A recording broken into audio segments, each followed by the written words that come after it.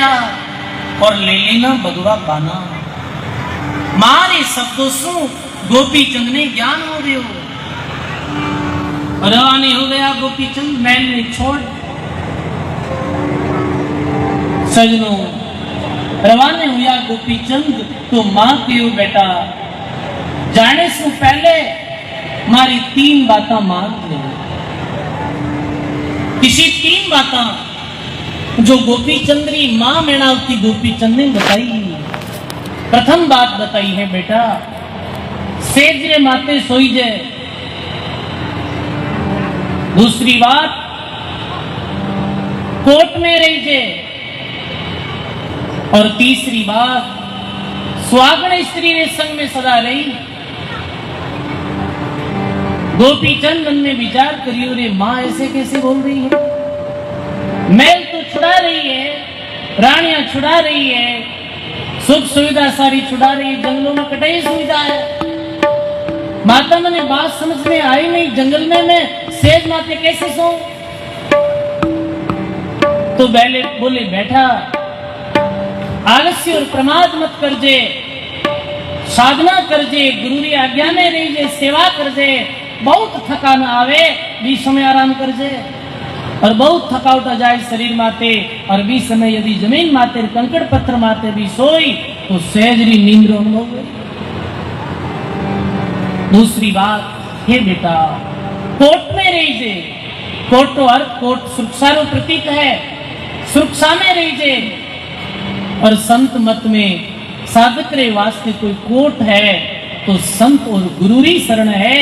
संत और गुरुरी शरण में रहे फिर काम क्रोध लोभ अहंकार रूपी शत्रु बाल भी बाको नहीं कर सके हैं। ये गुरुवारी शरण ही कोट है। सदा गुरुरी शरण में रही जे, सदा गुरुरी आज्ञा में रही जे, सदा गुरुरी बात नहीं मान जे। गुरु आज्ञा रे बिन कदम मत भर जे। गुरु कहे शिष्य करे क्यों कर वंचे काल। गुरु भरजेर शिष्य करे क्यों कर वंचे काल। दादू हम यूं बैठ कार पानी फोड़ी। गुरु कहे जो शिष्य करे ही नहीं, वो कलयुग है भाई, समझा ना। कि कलयुग में चेला पहले गुरु बननी चाहे गुरु से, समझे ना। तो ये शिष्य को गुरुरी शरण में रही, गुरुरी आज्ञा में रही, यही कोट है। तीसरी बात सुहागण स्त्री ने संग में रही है, और सुहागण स्त्री तो छुड़ा रही है 16 प्राणियों ने। फिर सुहागण स्त्री कौन? भक्ति ही सुहागण स्त्री है सजनों। सुहागण स्त्री मतलब ये है कि जो अपने पति से कभी भी अलग नहीं रहे है सजनों, वही सुहागण स्त्री की तरह ये भक्ति है। भक्ति भगत और भगवान एक ही है। तू भक्ति से अलग मत हो जे, चाहे जंगल में रही जे कठे भी रही जे, पर भगवान की भक्ति कर जे। ये 3 बातें ही नहीं कही, 3 बहुत अमूल्य शिक्षा मां दी। मारी शिक्षा ने ग्रहण कर गोपीचंद निकल पड़िया। और आज संत मत में गोपीचंद भर्तृ ने याद किया जावे है। संत रया ते पूजिए संत रया की ठोड़, का तो राजा भर्तृ का गोपीचंद बोल। धन्य एवी मां ने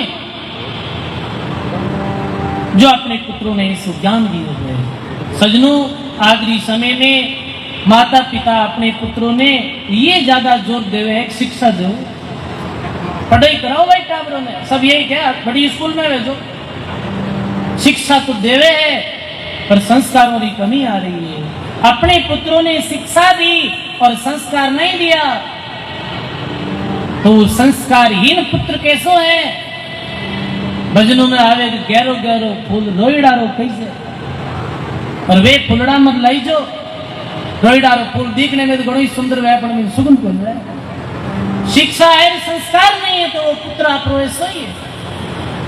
रोईडारे फुलड़ी करे बढ़िया पढ़ाई दे बेटो कट रहे अमेरिका रहे लंदन रहे, अच्छी बात है, पर कने थाने संभालन आवे कौन आवे, माने संभालन कौन आवे, और आवे तो सीधो हार ही जावे पहला पचावे मां करना, तो फिर कहीं दिया संस्कार। और शिक्षा को ताली बजाई, बात तो सही है, रात्र दिया जाने को ताली बजाई। तो सजनों ये बात तो सही कही माता में ना, कहने रो तात्पर्य ये है सजनों, माता पिता रो ये भी कर्तव्य है, संस्कार दे दो। पुराने जमाने की एक बात है, ध्यान दी समझो। पुराने जमाने में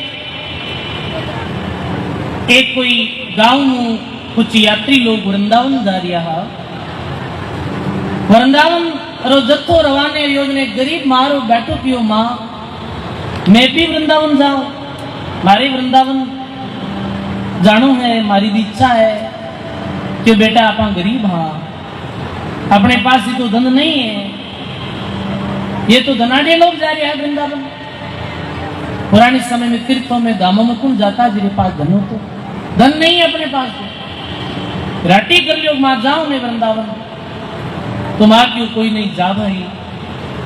जाते समय मां कहीं करियो के तो पहले बटवा तो लेता नहीं, कपड़ा रही वो हिड़ देता वो बटवा बना लेता, ऐसे कपड़े में हीरो 5 पैसा भी नहीं दे दिया। बीच रास्ते में जरूरत पड़े तो 5 पैसा आता थैले में रख दो, अब थैला में वो सामान डाल दो, मेरे कपड़ा पहनना, और भी में थैली में वो अंदर डाल दिया 5 पैसा, जो चारों तरफ कपड़ा रे पड़े क्यों रहा। वो वृंदावन रे यात्रियों रे जत्थे रे साथ रवाने हो गयो। जब तो बीच जंगल में गयो, बीच समय एक डाकुआरो सरदार अपने डाकुओं रे साथ भी वृंदावन रे यात्रियों रे जत्था ने चारों तरफ को घेर लियो। यात्रियों के पास जो भी सामान हाथ धन हाथ ने लूट लियो। वो छोटो बालक अपनी थैली लियोड़ो रहने बैठो, लूट रवाने भी आ कि एक डाकू बोले सरदार जी एक छोटो बालक है, मेरे पास एक थैलो है। सरदार के तो ये गरीब है बालक, इन्हें कौन पैसा दिया, थैला में कोई कपड़ा वेला छोड़ दो इन्हें। कि वो बालक बोले कपड़ा नहीं है हमारे थैला में, 5 पैसा है, बोलो सर। वो तो प्रकट कर दिया। सरदार की ओरे पकड़ो भाई, ये पास में पैसा निकालो। और भी कह रहे तुम बड़ो है, तू नहीं कि तुम्हारे पास 5 पैसा है तो तारा 5 पैसा सुरक्षित रह जाता, तू बड़ो दिखे।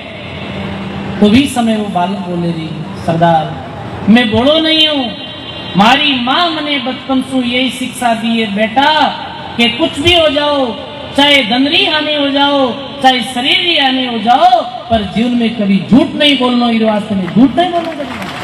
हमारे पास 5 पैसा है, आपको मार चाहे नहीं जा। ये छोटे बालक की बात सुनते ही भी डाकुरो हृदय जो बदल गयो भाई। डाकुरा भी नेत्र भीग गया।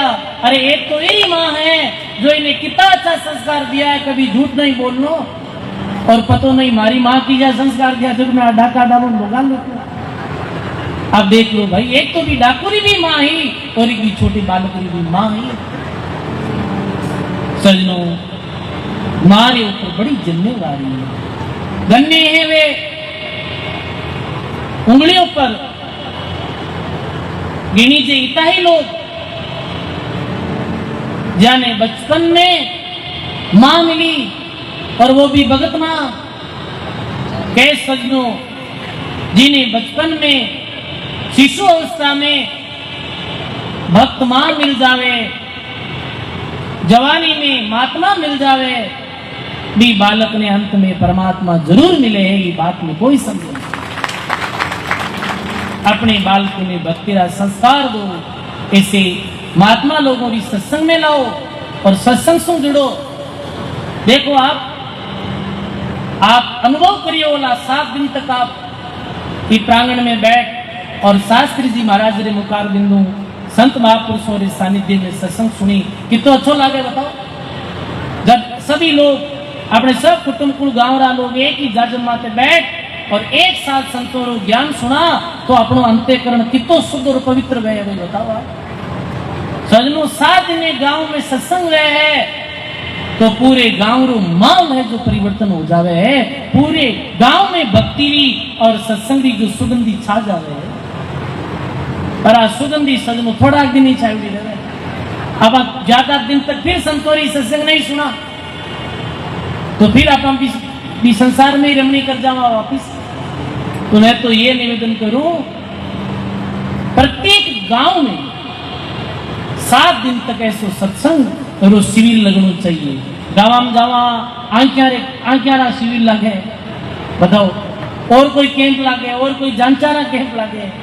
ये सत्संग ज्ञान शिविर है ऐसो 7 दिन तक सत्संग शिविर लगना चाहिए जीरे द्वारा अपने मंदरा रोग सारा ही ठीक हो जाए।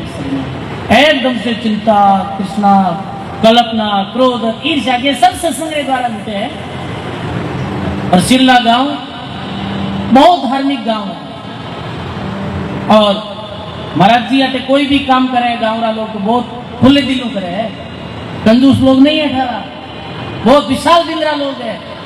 कोई भी कार्य चाहे मंदिर निर्माण हुआ गांव में, चाहे और कोई गौ माता निमित्त आयोजन हुआ तो भी लोग बहुत बढ़ चढ़ सेवा कर्या करे। में सभी ग्रामवासियों ने बहुत बहुत साधु